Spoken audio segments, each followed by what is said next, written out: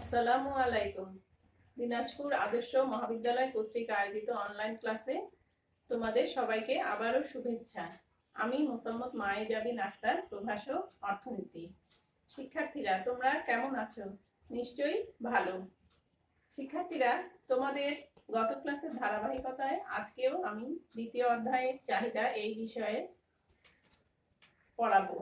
শিক্ষার্থীরা, আমরা চাহিদা অধ্যায়ের গত ক্লাসে পড়েছিলাম চাহিদার সংজ্ঞা, অর্থাৎ চাহিদা কি, চাহিদা বিধি, চাহিদা সূচি ও চাহিদা রেখা। আজকে আমরা পড়ব চাহিদা নির্ধারক সমূহ। চাহিদা নির্ধারক সমূহ। চাহিদা নির্ধারক সমূহ হচ্ছে কোনো বিষয়ের চাহিদা যে সকল উপাদানের উপর নির্ভর করে সেগুলোকেই বলে, সেই উপাদান সমূহকে বলে চাহিদা নির্ধারক। অর্থাৎ কোনো এখানে চাহিদা নির্ধারক সমূহ দেয়া আছে: আলোচ্য দ্রব্যের দাম, সময়, আয়, সম্পর্কিত দ্রব্যের দাম, বাজারে ক্রেতার সংখ্যা, রুচি, বিজ্ঞাপন, সরকার এর ভূমিকা, আন্তর্জাতিক বাণিজ্য। এই বিষয়গুলো কিভাবে চাহিদা নির্ধারণ করে এগুলোই আজকে তোমাদের আমি বুঝাবো। শিক্ষার্থীরা দেখো, আলোচ্য দ্রব্যের দাম অর্থাৎ একটা দ্রব্যের দাম কিভাবে তার চাহিদা নির্ধারণ করে। কোন দ্রব্যের দাম বেড়ে গেলে তার চাহিদার পরিমাণ কমে যায় এবং দাম কমলে তার চাহিদার পরিমাণ বাড়ে। এটাই হচ্ছে আলোচ্য দ্রব্যের দাম। এটা আমরা একটা রেখাচিত্রের মাধ্যমে দেখাবো।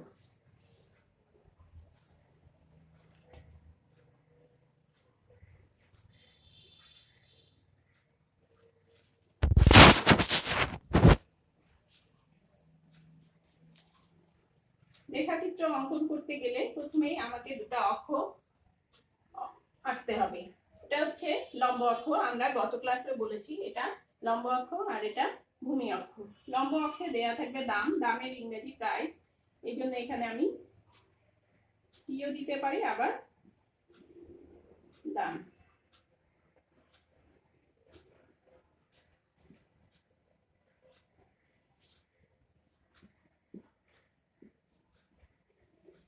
ভূমি অক্ষে চাহিদার পরিমাণ।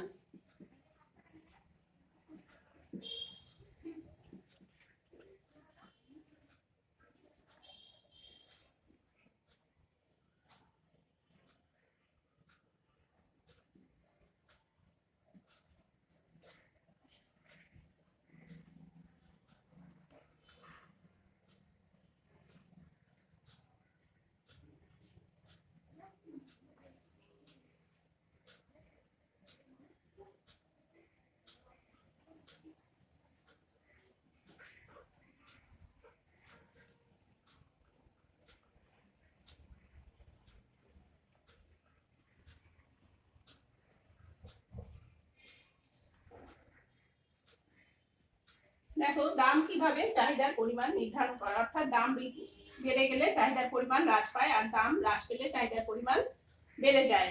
এখানে দেখো চিত্রে লম্ব অক্ষে দাম দেওয়া হয়েছে। কোন দ্রব্যের দাম যখন 10 টাকা তখন তার চাহিদার পরিমাণ 40 একক, আর দাম বৃদ্ধি পেয়ে 20 টাকা হলে চাহিদার পরিমাণ কমে গিয়ে 20 একক হয়। অর্থাৎ দামের সাথে চাহিদার সম্পর্ক হচ্ছে বিপরীত। এভাবেই একটা দ্রব্যের দাম চাহিদা নির্ধারণ করে। পরবর্তীতে সময় কিভাবে চাহিদা, সময়ের উপরেও কোন দ্রব্যের চাহিদা নির্ধারিত হয়। যেমন শীতকালে গরম কাপড়ের চাহিদা বৃদ্ধি পায়, এভাবেই সময় চাহিদা নির্ধারণ করে। তারপর শিক্ষার্থীরা দেখো, আয়ের উপরে চাহিদা। আমরা জানি আয় যদি বৃদ্ধি পায় তাহলে চাহিদার পরিমাণ বেড়ে যায়, আর একজন ভোক্তার যদি আয় হ্রাস পায় তাহলে তার চাহিদার পরিমাণও কমে যায়। এই বিষয়টা আমরা একটা চিত্রের মাধ্যমে দেখব।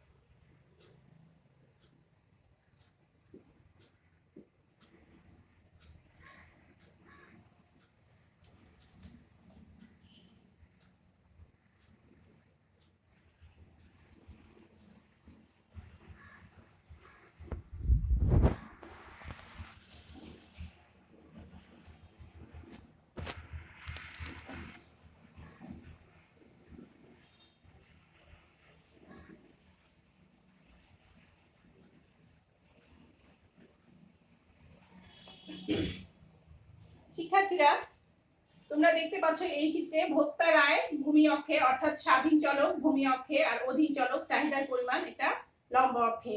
যখন আয়ের সাথে আমরা চাহিদা নির্ধারণ করব তখন স্বাধীন চলক আয় এটা নিচে থাকবে আর চাহিদার পরিমাণ উপরে থাকবে। এখানে দেখো কোনো ভোক্তার আয় যখন 100 টাকা তখন তার চাহিদার পরিমাণ 20 একক। আয় বৃদ্ধি পেয়ে যদি 200 টাকা হয় চাহিদার পরিমাণও বৃদ্ধি পেয়ে 40 একক হবে। অর্থাৎ আয় বাড়লে ভোক্তার চাহিদা বাড়ে আর আয় কমে গেলে ভোক্তার চাহিদা কমে যায়। এক্ষেত্রে চাহিদা রেখা বাম পাশ থেকে ডান পাশে ঊর্ধ্বগামী হয়। এভাবেই তারপর হচ্ছে দেখো সম্পর্কিত দ্রব্যের দাম। সম্পর্কিত দ্রব্য অর্থাৎ সম্পর্কিত দ্রব্য দুই রকম, একটা পরিবর্তক দ্রব্য আর একটা পরিপূরক দ্রব্য।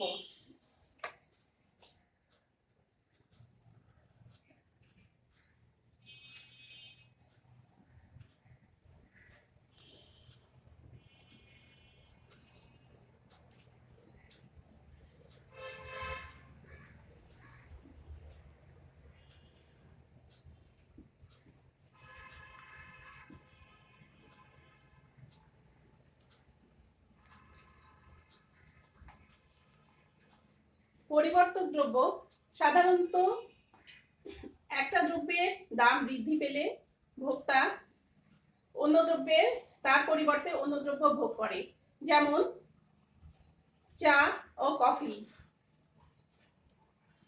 অর্থাৎ দেখা যায় যে কফির দাম বৃদ্ধি পেলে ভোক্তা কফি ক্রয় না করে চায়ের ব্যবহার বৃদ্ধি করে।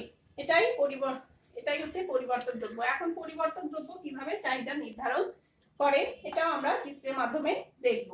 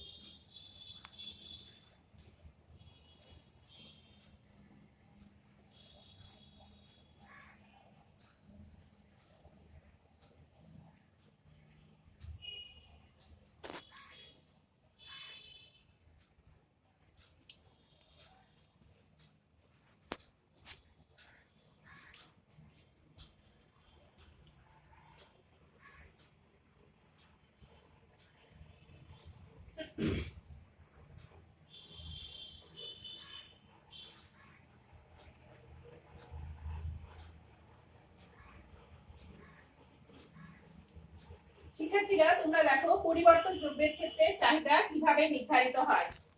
পরিবর্তক দ্রব্য চা ও কফি, এগুলো হচ্ছে পরিবর্তক দ্রব্য। একটার পরিবর্তে আরেকটা ভোগ করা যায়। অর্থাৎ কফির দাম বৃদ্ধি পেলে চায়ের চাহিদা বৃদ্ধি পায়। দেখো কফির দাম যদি 10 টাকা থেকে 20 টাকা হয় চায়ের চাহিদা 20 একক থেকে 40 একক হবে। এক্ষেত্রে কফির দাম 10 টাকা, তখন তার চায়ের চাহিদা ছিল 20 একক। কফির দাম বৃদ্ধি পেয়ে 20 টাকা যদি হয় চায়ের চাহিদা বৃদ্ধি পেয়ে 40 একক হবে। এক্ষেত্রে চাহিদা রেখা ডান পাশ থেকে বাম পাশে ঊর্ধ্বগামী হবে। অর্থাৎ পরিবর্তক দ্রব্যের ক্ষেত্রে চাহিদা রেখা বাম পাশ থেকে ডান পাশে ঊর্ধ্বগামী। এরপর হচ্ছে পরিপূরক দ্রব্য।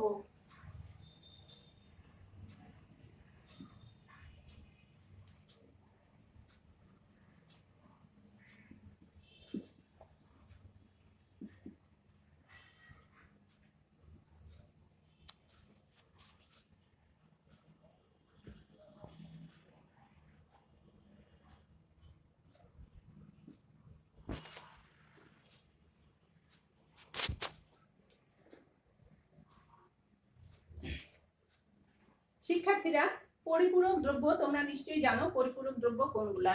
অর্থাৎ একটা দ্রব্য ছাড়া আরেকটা দ্রব্যের ভোগ যখন অচল হয়, অর্থাৎ পেট্রোল ছাড়া গাড়ি আমরা ব্যবহার করতে পারি না, এগুলো হচ্ছে পরিপূরক দ্রব্য। পেট্রোলের দাম বৃদ্ধি পেলে সাধারণত দেখা যায় গাড়ির চাহিদা হ্রাস পায়, আর পেট্রোলের দাম যদি কমে যায় তাহলে গাড়ির চাহিদা, ব্যবহারের চাহিদা বৃদ্ধি পাবে। এক্ষেত্রে দেখো চাহিদা রেখার আকৃতি কেমন হবে, তোমরা দেখো এখানে।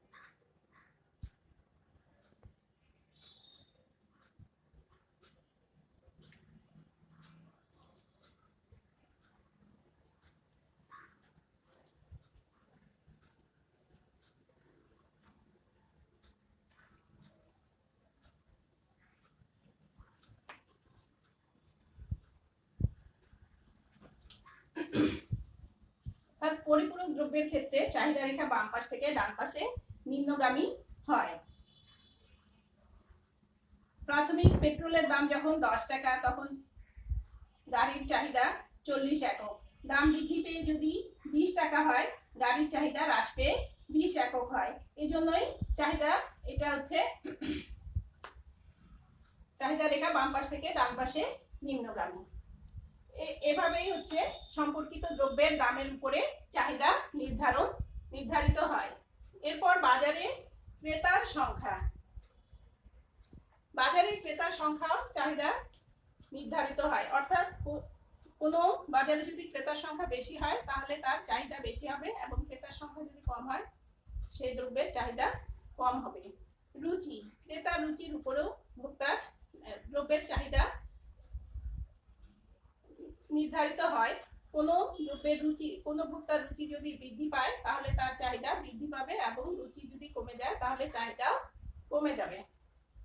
বিজ্ঞাপন, বিজ্ঞাপন আমরা জানি বিজ্ঞাপন চাহিদা নির্ধারণে গুরুত্বপূর্ণ ভূমিকা পালন করে। বর্তমানে তোমরা দেখো যে এত যে বিজ্ঞাপন দেখায় বিভিন্ন পণ্যের, এর একটাই উদ্দেশ্য ভোক্তাদের আকৃষ্ট করার ফলে চাহিদা বৃদ্ধি করা। অর্থাৎ কোনো দ্রব্যের বিজ্ঞাপন যত বেশি হবে তার চাহিদাও বেশি হবে, আবার বিজ্ঞাপন কম হলে চাহিদা কমে যাবে। সরকারের ভূমিকা, কোনো দেশে উৎপাদন এবং ব্যবসা বাণিজ্যের ক্ষেত্রে সরকারের ভূমিকা গুরুত্বপূর্ণ। চাহিদা নির্ধারণে সরকারের ভূমিকা ইতিবাচক ভূমিকা, গুরুত্বপূর্ণ ভূমিকা পালন করে।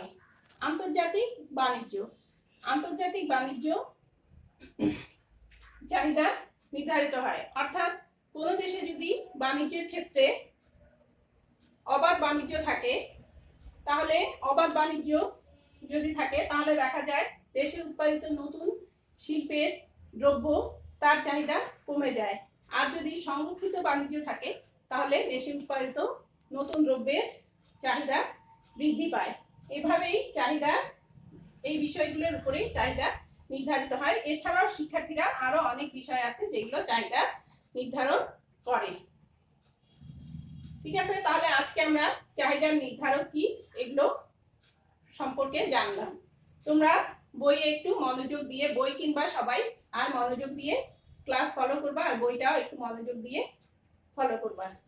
শিক্ষার্থীরা নিশ্চয়ই তোমরা এগুলো বুঝেছো। দেখো এখানে দামের সাথে চাহিদার সম্পর্ক, এখানে আয়ের সাথে চাহিদার সম্পর্ক, সেক্ষেত্রে চাহিদা রেখার কি আকৃতিটা কেমন হবে, এখানে সম্পর্কিত দ্রব্যের ক্ষেত্রে পরিবর্তক দ্রব্য ও পরিপূরক দ্রব্য, এক্ষেত্রে পরিবর্তক দ্রব্যের ক্ষেত্রে চাহিদা রেখার আকৃতি কেমন, পরিপূরক দ্রব্যের ক্ষেত্রে চাহিদা রেখার আকৃতি কেমন, এগুলো কিন্তু তোমাদের খুব মনোযোগ দিয়ে পড়তে হবে।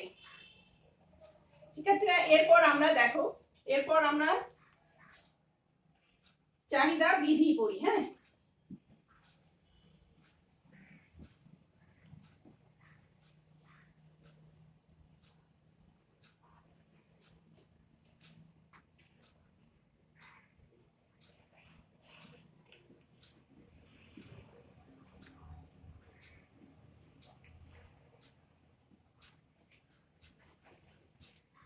চাহিদা বিধি। চাহিদা বিধি কি? অন্যান্য বিষয় অপরিবর্তিত থেকে কোনো দ্রব্যের দাম বৃদ্ধি পেলে তার চাহিদার পরিমাণ হ্রাস পায় এবং দাম হ্রাস পেলে চাহিদার পরিমাণ বৃদ্ধি পায়। দাম ও চাহিদার মধ্যে এই বিপরীত সম্পর্ককেই চাহিদা বিধি বলে। অন্যান্য অবস্থা স্থির থেকে বা অপরিবর্তিত থেকে, অন্যান্য অবস্থাকে এই যে চাহিদার নির্ধারক সমূহ আছে বা চাহিদার অপেক্ষকে যে বিষয়সমূহ আমরা বিবেচনা করি সেগুলো সবগুলোই স্থির থেকে শুধু দাম, দ্রব্যের দামকে আমরা চলক ধরবো। অর্থাৎ অন্যান্য বিষয় অপরিবর্তিত থেকে কোনো দ্রব্যের দাম বৃদ্ধি পেলে তার চাহিদা হ্রাস পায় এবং দাম হ্রাস পেলে চাহিদার পরিমাণ বৃদ্ধি পায়। দাম ও চাহিদার মধ্যে এই বিপরীত সম্পর্ককেই চাহিদা বিধি বলে। চাহিদা বিধিটা আমরা রেখাচিত্রের মাধ্যমে দেখাবো। এটা এই যে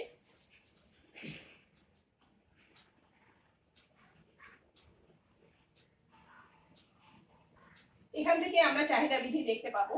দেখো, কোন দ্রব্যের দাম যখন 10 টাকা তার চাহিদার পরিমাণ 40 একক, দাম বৃদ্ধি পেয়ে যদি 20 টাকা হয় চাহিদার পরিমাণ হ্রাস পেয়ে 20 একক হয়। বিপরীতভাবে দাম যদি 20 টাকা হয় চাহিদার পরিমাণ 20 একক, দাম হ্রাস পেয়ে 10 টাকা হলে চাহিদার পরিমাণ বৃদ্ধি পেয়ে 40 একক হয়। অর্থাৎ এখানে আমরা কি দেখতে পাচ্ছি? দামের সাথে চাহিদার সম্পর্ক বিপরীতমুখী। এটাই হচ্ছে চাহিদা বিধি। শিক্ষার্থীরা, এরপর আমরা পড়ি চাহিদা অপেক্ষ। এরপর আমরা চাহিদা অপেক্ষ কি এটা জানবো।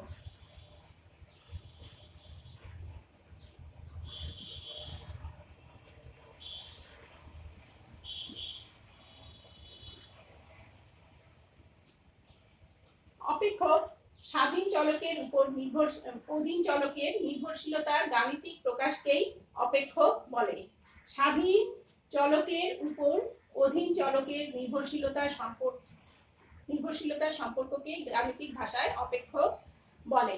স্বাধীন চলক মানে অপেক্ষকের ইংরেজি হচ্ছে ফাংশন।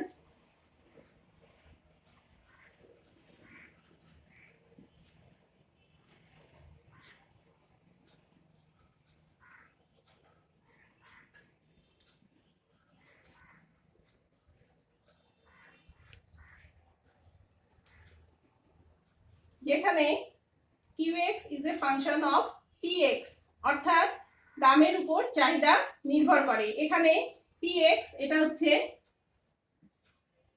স্বাধীন চলক,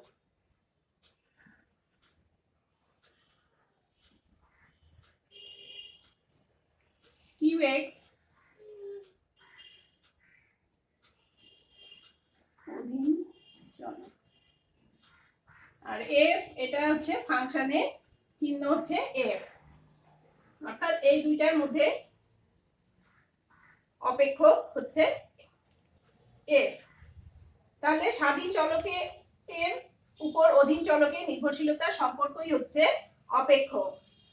এখানে আমরা দেখতে পাচ্ছি অর্থাৎ দামের উপরে চাহিদা নির্ভরশীল, ঠিক আছে, নির্ভরশীল, এই জন্য হচ্ছে চাহিদা এটা একটা অপেক্ষক।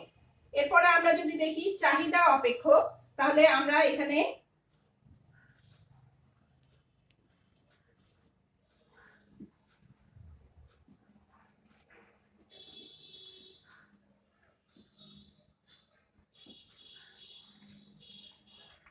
চাহিদা অপেক্ষকে আমরা এই যে এই বিষয়গুলো এগুলো সব থাকবে। qx is a function of px, p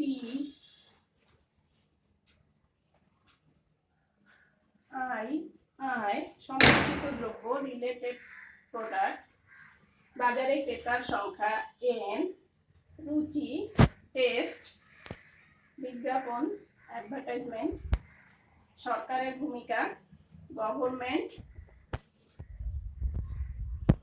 আর আন্তর্জাতিক হচ্ছে ইন্টারন্যাশনাল ট্রেড।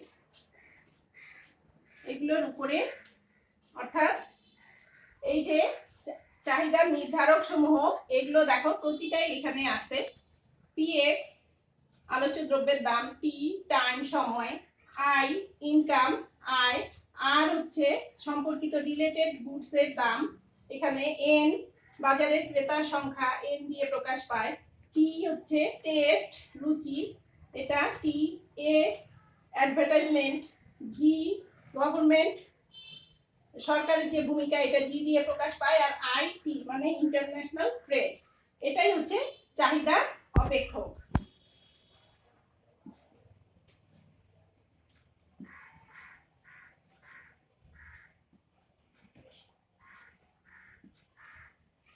অর্থাৎ যেসব বিষয়ে চাহিদা নির্ধারিত হয় সেগুলোই হচ্ছে চাহিদা অপেক্ষকে দেখানো হয়, তাই চাহিদা অপেক্ষক।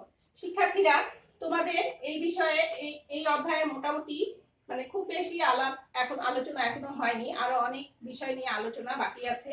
তারপরেও আমি যতটুকু পড়িয়েছি এটার মধ্যে তোমাদের কিছু আমি জ্ঞানমূলক প্রশ্ন আর অনুধাবনের প্রশ্ন একটু দিয়ে দেখি তোমরা কিভাবে মানে কতটুকু পারছো, তোমরা বাসায় একটু প্র্যাকটিস করবে। হ্যাঁ, তাহলে আমি জ্ঞানমূলক প্রশ্ন দিচ্ছি।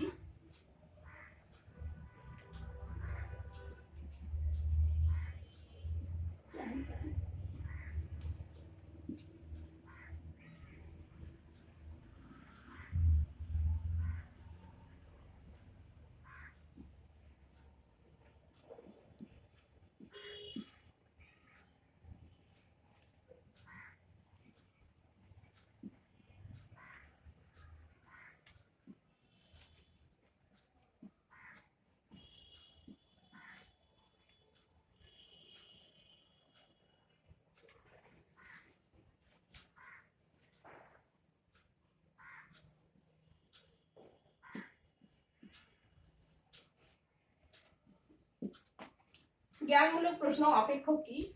অর্থাৎ তোমরা জানো যে স্বাধীন চলক এবং অধীন চলকের মধ্যে যে নির্ভরশীলতার সম্পর্ক, এটাই হচ্ছে অপেক্ষক। আর আয় কিভাবে চাহিদাকে প্রভাবিত করে, যে চাহিদা নির্ধারকের সময় আমরা যে আয় কিভাবে নির্ধারক, এই তোমরা এটা কিভাবে দেখো, আয়ের সাথে চাহিদার সম্পর্ক সরাসরি। অর্থাৎ আয় বৃদ্ধি পেলে চাহিদার পরিমাণ বৃদ্ধি পায় এবং আয় হ্রাস পেলে চাহিদার পরিমাণ হ্রাস পায়। এটা আমরা চিত্রে আগেই তোমাদের চিত্রে দেখিয়ে দিয়েছি, তারপরেও আমি একটু বুঝাচ্ছি। দেখো, এখানে কোনো ক্রেতার আয় যখন 100 টাকা, তখন তার চাহিদার পরিমাণ 20 একক। আয় বৃদ্ধি পেয়ে 200 টাকা হলে চাহিদার পরিমাণ বৃদ্ধি পেয়ে 40 একক হয়। অর্থাৎ এভাবেই আয় চাহিদাকে প্রভাবিত করে। তাহলে শিক্ষার্থীরা, তোমরা আজকে ক্লাস বুঝতে পেরেছো, আর তোমরা ক্লাসগুলো খুব মনোযোগ দিয়ে ফলো করবা। আজকে এই পর্যন্তই, আগামীতে আবার দেখা হবে। ধন্যবাদ সবাইকে।